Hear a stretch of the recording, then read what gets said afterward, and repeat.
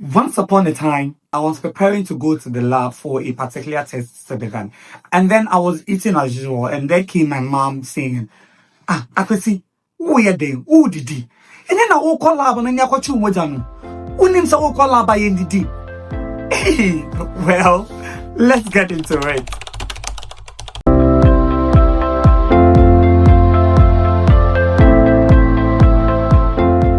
Welcome to Checkup, a series where we explore essential lab tests that can detect diseases early and save lives. Because Checkup saves lives. I am Dr. Paul Lesiama, a medical laboratory scientist. Today, we are looking at how to prepare well for your lab test.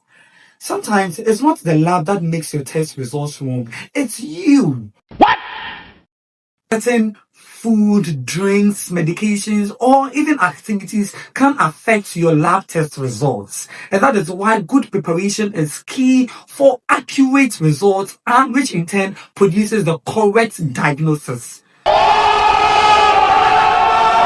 Let's look at some common preparation rules. 1. Fasting. Many blood tests like fasted blood sugar or lipid profile or even C-peptide requires 8 to 12 hours fasting. And this fasting is not day fasting. We are talking about overnight fasting. And so what this means is that, say you take your last meal in the night by 8 p.m. and you report to the lab between 6 a.m. and 8 a.m. for your lab tests to be done. And that is 8 to 12 hours overnight fasting. Let's look at medication. Some drugs should be paused or taken at a different time before your lab test. And so it's important to discuss this with your lab scientist or your clinician.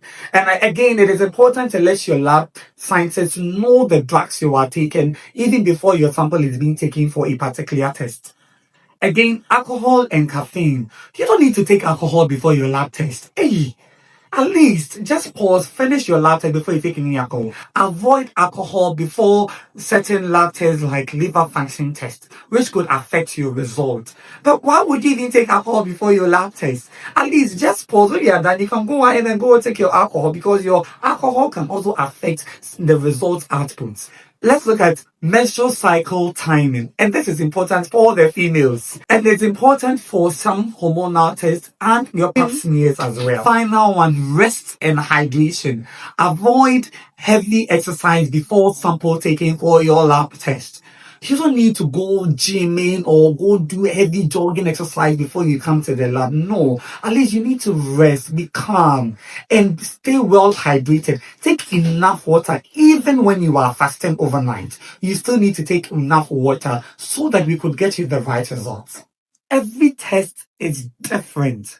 Always ask your lab scientist if there is anything special you need to do. Well, check out saves lives. I am Dr. Paul Lesiama, a medical laboratory scientist. Follow us for more life-saving health tips, and do share that video to help others. Please go ahead and follow now. Follow now. See ya.